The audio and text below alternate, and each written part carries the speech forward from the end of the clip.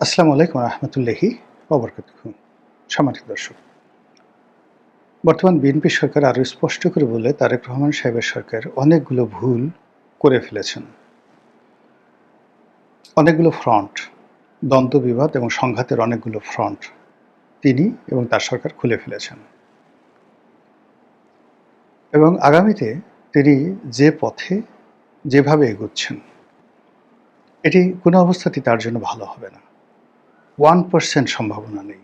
আমি আবার বলছি, আমি যদি সুস্থ থাকি, আমাকে যদি আপনাদের পাগল মনে না হয়, আল্লাহকে হাজির জেনে নাজির জেনে বলছি যে আমার যতটুকু লেখাপড়া আছে, যতটুকু জ্ঞান আছে, তাতে করে এই ২ মাসে সরকার যে ভুলগুলো করেছে এবং যে ভুলগুলো করতে চলেছে, এগুলোর যে ধারাবাহিকতা, এগুলোর যে পরিণতি, এই পরিণতি সরকারের জন্য শুভ ফল বয়ে আনবে না।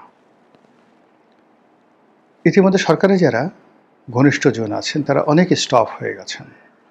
অনেকের জবান বন্ধ হয়ে গেছে, অনেকের কথাবার্তা বলা বন্ধ হয়ে গেছে। আর সরকারের উপর যারা বিভিন্ন কারণে বিক্ষুব্ধ, এমনকি বিএনপির যারা লোক, অনেকে হয়তো স্বতন্ত্র নির্বাচন করেছেন, দল থেকে বহিষ্কৃত হয়েছেন, অথচ বিএনপির সেই প্রথম দিন থেকে তারা বিএনপির জন্য যত ঘাম ঝরিয়েছেন, চোখের পানি ঝরিয়েছেন, রক্ত ঝরিয়েছেন, এটি এখন যারা মন্ত্রী পরিষদে আছেন তারা কেউ এভাবে ক্লেম করতে পারবেন না। এরকম অনেক যারা ডেডিকেটেড নেতাকর্মী রয়েছেন, তারা অনেকেই দল থেকে বিচ্যুত হয়েছেন, দল থেকে বেরিয়ে গেছেন এবং দলকে নানা রকম কথাবার্তা বলছেন যে আওয়ামী লীগ তো পালিয়ে গেছে, ভারতে পালিয়ে গেছে, তাদের পালানোর একটা রাস্তা ছিল, আপনারা কোথায় যাবেন, আপনাদের তো পালানোর কোনো জায়গা নেই। তো বোঝার চেষ্টা করুন যে বিরক্তি কোন পর্যায়ে গেলে, অশনির সংকেত কোন পর্যায়ে গেলে একেবারে বিএনপির পরীক্ষিত যারা লোকজন রয়েছেন তারা এই ধরনের কথা বলতে পারে। অনেকে হয়তো বলবেন যে তারা না পাওয়ার বেদনা থেকে কথা বলছে। এই কথাগুলো যারা বলছেন তারা আসলে রাজনীতি বোঝেন না। রাজনীতি এমন একটা ব্যাপার, কোনো একটা দলের প্রতি যদি কখনো কারো দুর্বলতা থাকে, কোনো অবস্থাতেই মানুষ সেই দুর্বলতা থেকে বেরোতে পারে না। অনেক মানুষ বেগম জিয়ার দ্বারা অপমানিত হয়েছেন, কিন্তু মৃত্যুর পূর্বক্ষণ পর্যন্ত বেগম জিয়ার জন্য দোয়া করেছেন। অনেক মানুষ জিয়াউর রহমান দ্বারা, বঙ্গবন্ধু দ্বারা, শেখ হাসিনা দ্বারা লাঞ্ছিত হয়েছেন, অপমানিত হয়েছেন, ক্ষতিগ্রস্ত হয়েছেন, কিন্তু ওই যে রাজনৈতিক বিশ্বাসের কারণে তারা ক্ষতিগ্রস্ত হওয়ার পরেও, মানে বঙ্গবন্ধু, জিয়াউর রহমান, খালেদা জিয়া, শেখ হাসিনা তাদের অকল্যাণ কামনা করেননি। বিএনপির যারা লোকজন রয়েছেন, সত্যিকার অর্থে বিএনপির যারা লোকজন রয়েছেন, তারা কোনো অবস্থাতেই তারেক রহমান সাহেবের অমঙ্গল কামনা করবেন না, বিএনপির অমঙ্গল কামনা করবেন না। তারা বিভিন্ন কারণে তাদের যারা প্রতিপক্ষ, প্রতিদ্বন্দ্বী রয়েছে দলের মধ্যে, তাদের সঙ্গে তাদের দ্বন্দ্ব সংঘাত থাকবে, মারামারি কাটাকাটি হবে, কিন্তু দলের বাইরে যাবে না। এটা হলো পলিটিক্যাল ম্যাথমেটিক্স, এটা হলো রাজনীতির অঙ্ক। তো সেদিক থেকে হয়তো কেউ হয়তো এনসিপিতে গেছে, কেউ হয়তো জামাতে চলে গেছে, কিন্তু ইট ডাজ নট মিন যে তারা বিএনপির প্রতি বিরূপ বা যে কোনো কারণে বিএনপিতে তাদের মানে স্কোপ ছিল না বা স্পেস ছিল না, এই জন্য তারা চলে গেছেন। কিন্তু তারা কোনো অবস্থাতেই বিএনপির অমঙ্গল চাইতে পারেন না, কোনো অবস্থাতে কেউ চান না। এটি হলো রাজনীতির ম্যাথমেটিক্স। তো সেই মানুষগুলো যারা, কেউ হয়তো বিএনপিতে আছেন, কেউ বিএনপি ছেড়ে গেছেন, কাউকে কাউকে হয়তো বিএনপি বের করে দিয়েছে, তাদের একটা বিরাট অংশ বলছে যে আপনারা কোথায় পালাবেন। এটা বিএনপির জন্য একটা অশনির সংকেত। এত অল্প সময়ে কথাগুলো কেন আসছে? এখন আমি এই বিষয়ে আলোচনার আগে সংক্ষেপে ৩টি বিষয় বলি। যে ভুলের কারণে ডক্টর মোহাম্মদ ইউনূসের পতন হয়েছে, যে ভুলের কারণে জামাতের পতন হয়েছে, ঠিক একই ভুল জনাব তারেক রহমান সাহেব করছেন। কি কি ভুল করছেন সেগুলো আসবো, তার আগে একটু আরব দেশ থেকে ঘুরে আসি। আপনারা উত্তর আফ্রিকার সে বিখ্যাত দেশ মিশর, মিশরকে অনেকে অ্যারাবিক রাষ্ট্র হিসেবে গ্রহণ করে, আবার আফ্রিকানও বলে। উত্তর আফ্রিকার দেশ মিশর এবং লিবিয়া। তো ডেজার্ট থাকার কারণে, আরবের সন্নিকটস্থ দেশ হওয়ার কারণে তাদেরকে একই সঙ্গে দুটো আইডেন্টিটি রয়েছে, আফ্রিকান এবং আরাবিয়ান। আর এই রাষ্ট্রগুলোর মধ্যে যে কোনো কারণে হোক না কেন, হাজার হাজার বছর ধরে দুটো রাষ্ট্র, তিনটি রাষ্ট্র সারা পৃথিবীকে চমকিত করেছে। সভ্যতায়, কৃষ্টিতে, কালচারে, শিল্প, সাহিত্য, রাজনীতিতে এবং ইনভেশন, মানে সামরিক বিজয়। তার মধ্যে মিশর, সিরিয়া এবং পারস্য, এই তিনটে রাষ্ট্র। তো এই তিনটে রাষ্ট্রের মধ্যে মিশর যে কোনো কারণে সবাই ফেরাউনের দেশ হিসেবে জানেন। যারা মিশরে গেছেন তারা খুব ভালো করে জানেন যে এই দেশটি একটা বিধাতার আশীর্বাদ। এই দেশটি থেকেই যা তৈরি হয়েছে, সৃষ্টি হয়েছে, ওগুলো সারা পৃথিবীকে ডমিনেট করেছে। যা কিছু ভালো, যা কিছু মন্দ, ধর্ম, কৃষ্টি, কালচার, তারপরে রাজনীতি, অর্থনীতি, যুদ্ধবিদ্যা, স্থাপত্যবিদ্যা, পৃথিবীর সব কিছুই তারা প্রথমে শুরু করেছে। মিশরীয় সভ্যতা পৃথিবীর আদি সভ্যতা। মিশরীয় জ্যোতির্বিজ্ঞান, আদি জ্যোতির্বিজ্ঞান, মিশরীয় জ্যামিতি, সেই যে টলেমির জ্যামিতি, এটাই পৃথিবীকে ডমিনেট করে সব কিছু। ফলে মিশরে যা কিছু ঘটে সেটা অন্যান্য দুনিয়ার জন্য উদাহরণ হিসেবে কাজ করে। যে পরিস্থিতিতে এখন মিশরে একটি সামরিক সরকার আছে, সিসি আছেন দীর্ঘদিন ধরে মুরসির পতনের পরে। তো আমাদের দেশে যে আগামীতে কোনো এরকম সিসি আসবেন না, এটা কিন্তু বলা যাচ্ছে না। এর কারণ হলো পরিস্থিতি কিন্তু ওইভাবেই শুরু হয়েছে। ২ নম্বর হলো যেখানে মুরসি, যিনি মুসলিম ব্রাদারহুড যে রাজনৈতিক দল, এই মুসলিম ব্রাদারহুডের প্রতিনিধি হয়ে সামরিক বাহিনীর বাইরে গিয়ে প্রায় ৩০-৩৫ বছরের যে একটানা সামরিক শাসন, হোসনি মুবারকের জমানা, মিশরে কিন্তু খুব বেশি দিনের না। অর্থাৎ ধরুন সেই যে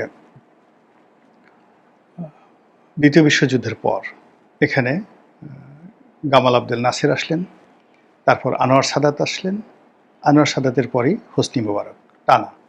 হোসনি মুবারকের পতন হলো আরব বসন্তের মাধ্যমে। এরপর সেখানে একটি গণতান্ত্রিক নির্বাচন হলো এবং বাংলাদেশে যে জামাত ইসলামী, এরকম জামাত ইসলামের যে আদি সংগঠন, এটির নাম হলো মুসলিম ব্রাদারহুড। সেই মুসলিম ব্রাদারহুডের যিনি প্রধান ব্যক্তি মুরসি, তিনি সেই দেশের গণতান্ত্রিক প্রেসিডেন্ট হলেন এই প্রথম। কিন্তু তিনি বেশি দিন টিকতে পারলেন না। তার অনেকগুলো ভুল হয়েছে এবং সেই ভুলগুলো কি কি, এগুলো আমি মিশরের যারা মুসলিম ব্রাদারহুডের নেতৃবৃন্দ রয়েছেন তাদের সঙ্গে কথা বলেছি। আমি মিশরের আল আজহার বিশ্ববিদ্যালয়ের যিনি চ্যান্সেলর, তার অফিস ভিজিট করেছি এবং তিনি রাষ্ট্রের দ্বিতীয় গুরুত্বপূর্ণ ব্যক্তি। তো সেখানে কথাবার্তা বলেছি, রাজনীতিবিদদের সাথে কথাবার্তা বলেছি এবং যে জিনিসগুলো আমি সেখানে বুঝেছি সেটাই আপনাদেরকে বলব। সেটা হলো মুরসি যখন ক্ষমতা এলেন, সঙ্গে সঙ্গে এইরকম বাংলাদেশের জামাতের মতো বা সেই এনসিপির মতো যারা ডক্টর মোহাম্মদ ইউনূসের সঙ্গে ছিলেন, এরকম একটা প্রেশার গ্রুপ সেখানে নানা রকম মব তৈরি করা শুরু করল।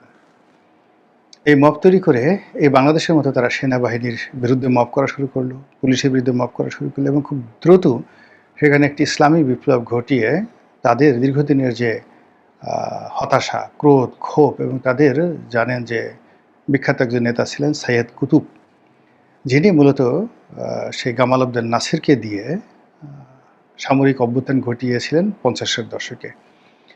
কিন্তু বাংলাদেশে যেভাবে কর্নেল তাহেরের অবস্থা হয়েছিল, অর্থাৎ তিনি বিপ্লবের নেতৃত্ব দিয়েছিলেন কিন্তু তাকে মারতে হয়েছে। জিয়াউর রহমান সাহেব তাকে ফাঁসিতে চড়িয়েছেন এবং এটা জিয়াউর রহমান সাহেবের কোনো বিকল্প ছিল না, অনিবার্য ছিল তার জন্য।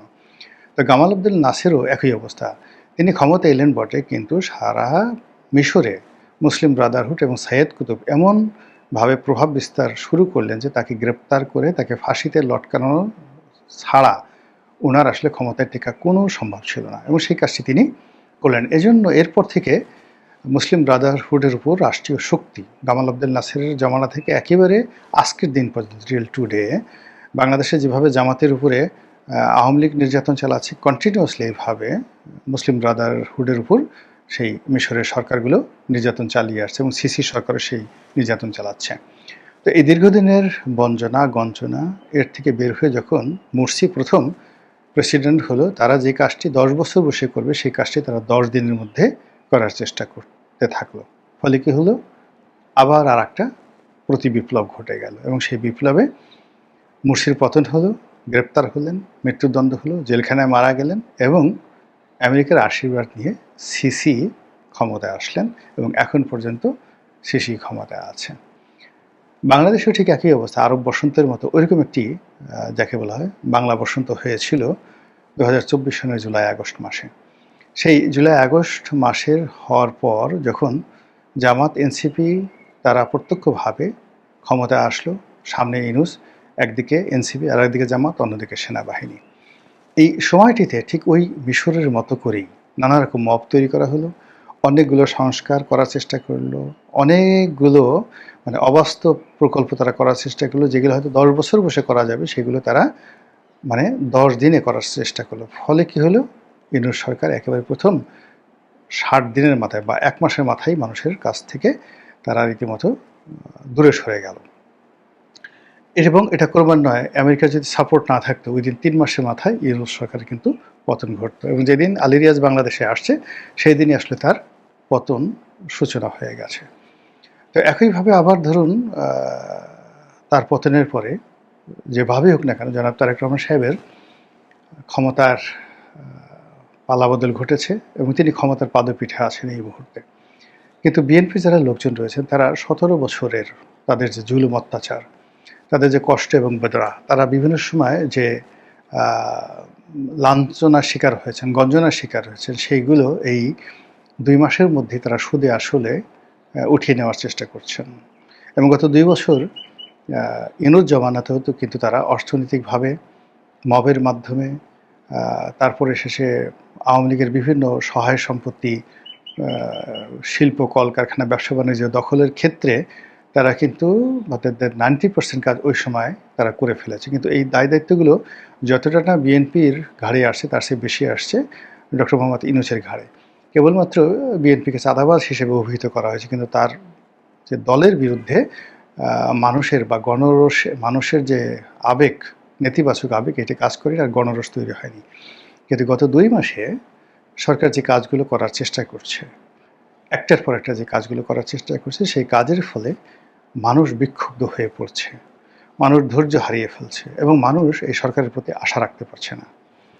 এখন এটা আপনি শুরু করেন আমলাতন্ত্র দিয়ে, একেবারে প্রথম মিলিটারি ব্যুরোক্রেসি, সিভিল ব্যুরোক্রেসি এবং আইন আদালত, কোর্ট কাছারিতে গত 2 মাসে যে অনিয়ম হয়েছে, যে দলবাজি হয়েছে, যত লোককে চাকরি থেকে বাদ দেওয়া হয়েছে, যত লোককে নতুন করে চাকরি দেওয়া হয়েছে, যত বদলি হয়েছে, বদলির জায়গায় আবার প্রতিবদলি হয়েছে এবং এই সংক্রান্ত বিষয়ে যত টাকা লেনদেন হয়েছে, বিশ্বাস করেন আওয়ামী লীগের জমানাতে সে পুরো 17 বছরে যে কাজটি আওয়ামী লীগ করতে পারেনি গত 2 মাসে সেই কাজটি তারা করে ফেলেছে। এর ফলে কি হলো, বাইরে থেকে অনেক কিছু শুনশান মনে হচ্ছে, কিন্তু ভিতরে ভিতরে অনেক কিছু ক্ষয়ে গেছে। ক্যান্সার যেভাবে আপনার দেহের সমস্ত কোষগুলো খেয়ে ফেলে, আপনার রক্তে যদি ক্যান্সার হয় তাহলে যেভাবে আপনার ব্লাড সেলগুলো সেই লোহিত কণিকাগুলো শেষ করে দেয়, ঠিক এইভাবে একটা রাষ্ট্রের যে হৃদস্পন্দন, রাষ্ট্রের যে শাখা প্রশাখা, রাষ্ট্রের যে রক্তনালী, যেগুলো আমলাতন্ত্রের মাধ্যমে প্রবাহিত হয়ে থাকে, এই প্রত্যেকটি জায়গাতে রীতিমতো ক্যান্সার হয়ে পড়েছে। এই গেল এক। সামাজিক জীবনে চাঁদাবাজি, দখল এগুলো একটু কমেনি, বরং এই যে হকার স্থাপন করা, আগে হকার উচ্ছেদ করা, তারপর হকার স্থাপন করা, এই যে খাল কাটা, এরপর ফ্যামিলি কার্ড দেওয়া ইত্যাদি নানা রকম কর্মকাণ্ড নিয়ে টেকনাফ থেকে তেঁতুলিয়া পর্যন্ত সকল স্তরের মানুষের মধ্যে অশান্তি বিরাজ করছে। সবচেয়ে বেশি বিপদ হলো জনাব তারেক রহমান সাহেবকে উত্তেজিত করা হচ্ছে। তাকে বারবার একটা বিশেষ গোষ্ঠী তার অতীতকে সামনে নিয়ে আসছে এবং তাকে প্রতিশোধ গ্রহণ করার জন্য উদ্বুদ্ধ করছে। কবে কে তাকে ফ্যানের সাথে টানিয়েছে, কবে তাকে দোতলা থেকে ফেলে দেওয়া হয়েছে, কে তার পিঠের মেরুদণ্ড ভেঙে দিয়েছে, এই জিনিসগুলো যারা সামনে আনছে তারা মূলত সেনাবাহিনীর সঙ্গে সরকারের সম্পর্ক খারাপ করার চেষ্টা করছে এবং এটা কোনো অবস্থাতেই সরকার সামাল দিতে পারবে না। যখন তারেক রহমান সাহেব লন্ডনে ছিলেন, নিঃসন্দেহে তিনি প্রতিজ্ঞা করেছিলেন এবং কমিট করেছিলেন যে তার সঙ্গে, তার পরিবারের সঙ্গে যা হয়েছে তিনি ক্ষমা করে দিয়েছেন। তিনি ক্ষমা করে দিয়েছেন এবং এই জিনিসগুলো নিয়ে আর নাড়াচাড়া হবে না। কিন্তু এই জিনিসগুলো শুধু নাড়াচাড়া হচ্ছে না, যতটা না নাড়াচাড়া হচ্ছে তার চেয়ে আতঙ্ক বেশি ছড়ানো হচ্ছে। একজনকে ধরা হচ্ছে, ১০ জনকে ভয় দেখানো হচ্ছে, এবং যেখানে ভয় দেখানো হচ্ছে সেখানে বিভিন্ন মানুষ নানা রকম আর্থিক লেনদেন যে করছে না তাও কিন্তু বলা যাচ্ছে না।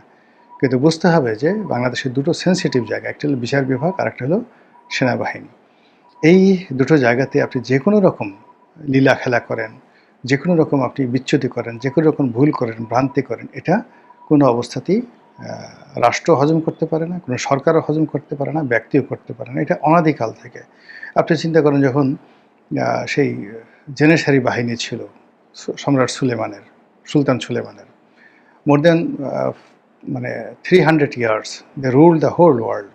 এই যে বাহিনীর মাধ্যমে, সেই বাহিনী বেশ কয়েকবার যুদ্ধ করেছে, বিদ্রোহ করেছে, বহু সুলতানকে, অটোমান সুলতানকে তারা হত্যা করেছে, বহুবার প্রাসাদ আক্রমণ করে সেই এক সুলতানকে মেরেছে, আর এক সুলতানকে ক্ষমতাচ্যুত করেছে। এই কাজগুলো তারা করেছে, কিন্তু তারপরেও সেই জেনেসারি বাহিনীর সঙ্গে সমঝোতা করেই কিন্তু সম্রাটদেরকে রাষ্ট্র পরিচালনা করতে হয়েছে। ৮০০ বছর সামুরাই শাসন ছিল জাপানে, জাস্ট সেনা শাসন, এবং সারা দেশ অর্থাৎ পুরো জাপানকে তারা ২০ থেকে ২৫টি ডিস্ট্রিক্টে ভাগ করে বিভিন্ন সেনা কমান্ডাররা তারা এই জাপানকে ক্ষুদ্র ক্ষুদ্র সামুরাই রাষ্ট্রে পরিণত করেছিল। সবাই রাজাকে মানত, কিন্তু নিজেরা নিজেরা যুদ্ধ করত, এবং ৮০০ বছর ধরে রাজাকে এই সামুরাই কমান্ডারদের যে বাড়াবাড়ি, এটাতে কিন্তু তাকে মেনে নিতে হয়েছিল। পাকিস্তানের জুলফিকার আলী ভুট্টোর একটা ভুলের কারণে, সেই একটা ভুলের কারণে, এবং সে প্রতিশোধ নিতে চেয়েছিল ১৯৭১ সালে ইয়াহিয়া খান, আইয়ুব খানের বিরুদ্ধে, সে টিক্কা খানের বিরুদ্ধে সে প্রতিশোধ নিতে চেয়েছিল, এবং প্রতিশোধ নিতে গিয়ে সে যে ভুলটি করেছে, জিয়াউল হককে যে ক্ষমতা এনেছে, তার প্রেক্ষিতে তাকে নির্বংশ হতে হয়েছে। এবং এখন পর্যন্ত পাকিস্তান, সে জুলফিকার আলী ভুট্টোর পরে এখন পর্যন্ত পাকিস্তান সেই সেনাবাহিনীর কর্তৃত্বেই চলছে। সো যত সহজে মনে করা হয় সব কিছু, পরিস্থিতি কিন্তু তত সহজ নয়। সব কথা বলা যাচ্ছে না, কিন্তু আমার কাছে মনে হচ্ছে যে কিছু কিছু জিনিস আছে ভুলে থাকতে হয়, কিছু কিছু জিনিস আছে ক্ষমা করে দিতে হয়, কিছু কিছু জিনিস আছে প্রতিশোধ নিতে হয় না। কিন্তু বর্তমানে যারা ক্ষমতা আসছেন, they have forgotten everything, all of the rules, and they have already break many rules and regulation in the history. আল্লাহ জানেন কি আছে। আমার যতটুকু দায়িত্ব সেটাই বললাম। আশা করি সরকারের কর্তা ব্যক্তিরা অনুধাবন করতে পারবেন। আসসালামু আলাইকুম ওয়া রাহমাতুল্লাহি ওয়া বারাকাতুহু।